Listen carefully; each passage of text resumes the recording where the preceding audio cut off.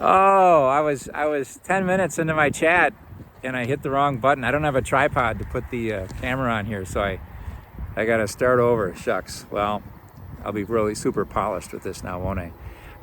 I just mentioned, I'm in a field of grass. I was looking for something a little better, but we have I-94 in the background there. I think that maybe that's kind of a nice little thing, and it just feels like summer. People on the road, and I have happy memories with tall summer grass from when I was a child.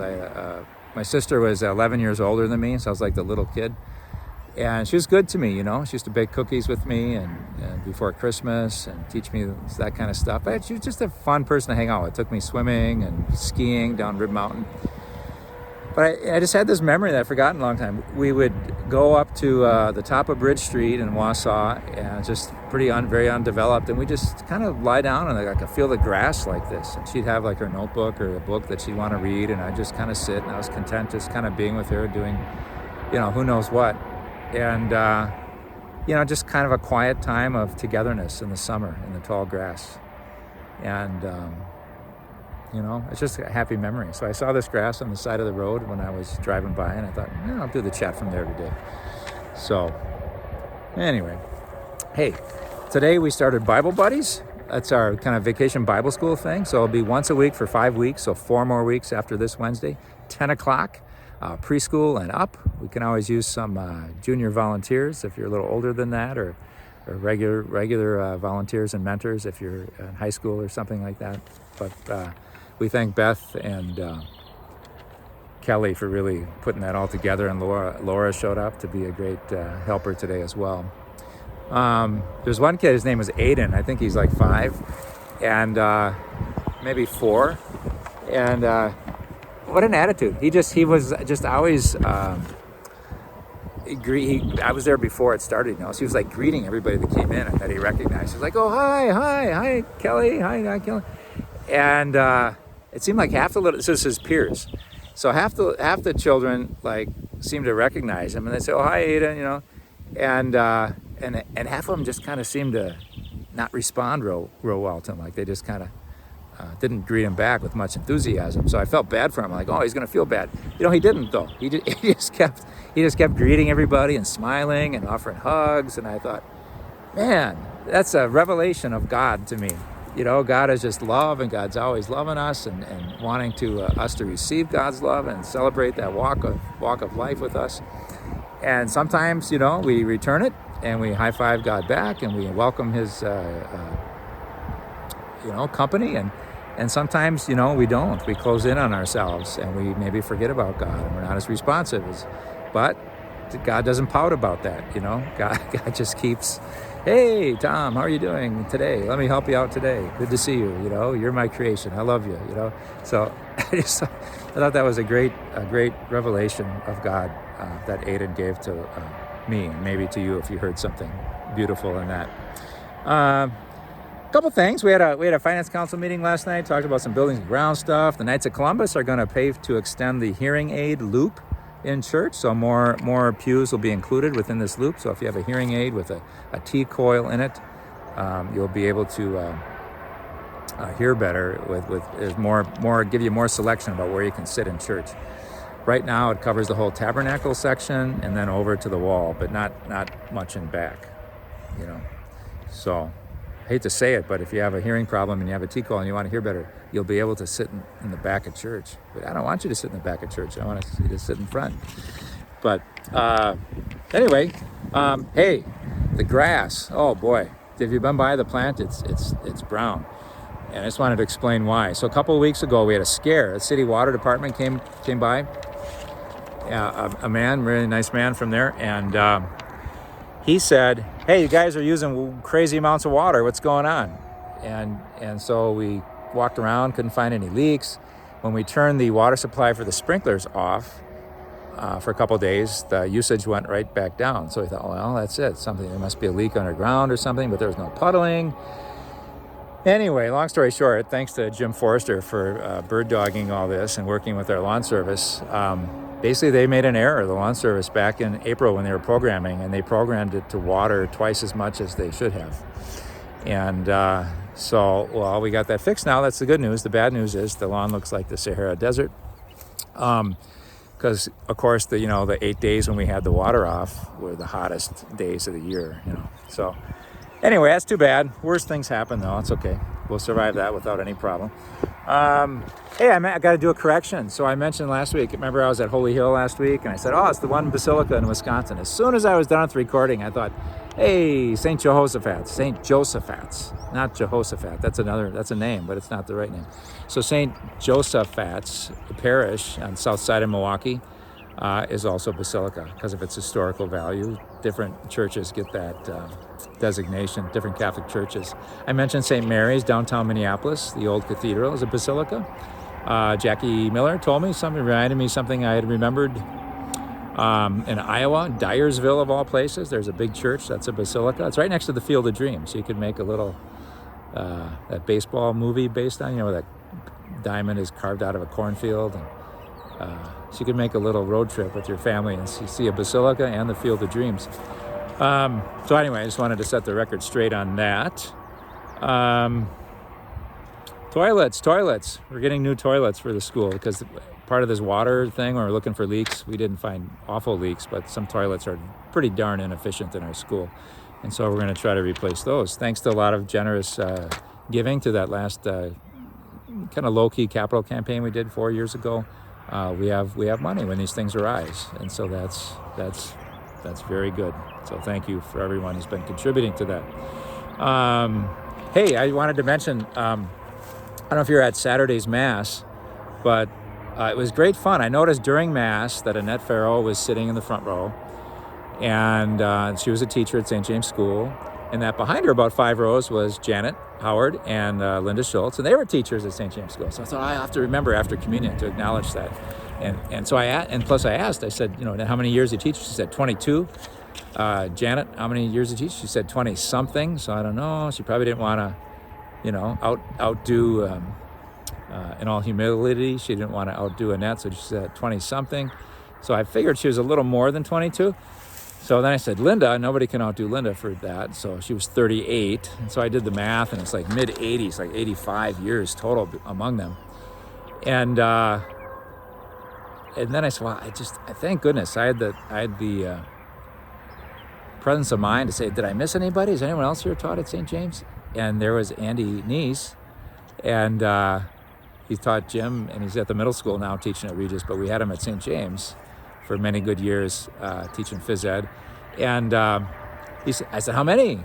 And he said 15. And that ding, ding, ding. That was 100 years of teaching and of teachers that taught in our parish school. So I thought it was pretty darn special. And of course, we got lots of teachers in our parish that teach in the public schools who do a dynamite job and make the world a better place with their efforts too. But I just thought it was worth pointing out, the school that we support with our dollars and prayers, and had 100 years of teaching represented there. So, yeah. Okay. Outdoor mass. It was nice. We had about 95 people at our outdoor mass last week.